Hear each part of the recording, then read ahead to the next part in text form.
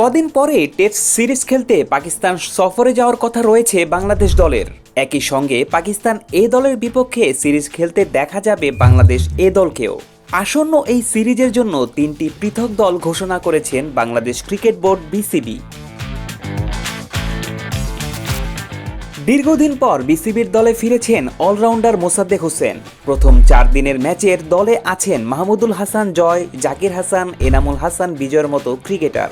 এই দলে আছেন জাতীয় দলের উইকেটরক্ষক ব্যাটার মুশফিকুর রহিম। এছাড়া তানজিম হাসান সাকিব ও রেজাউর রহমান রাজাও আছেন একই দলে। জাতীয় দলের এই ক্রিকেটারদের রাখা হয়নি দ্বিতীয় 4 দিনের দলে। তাদের জায়গা নেবেন সাইফ হাসান, সৌম্য সরকার, নাইম শেখরা। ওয়ানডে স্কোয়াডেও রাখা হয়েছে সৌম্য, বিজয় সৈকতদের। আসন্ন এই সিরিজে 2টি 4 দিনের এবং 3টি ওয়ানডে খেলতে পাকিস্তান সফরে যাবে বাংলাদেশ এ দল।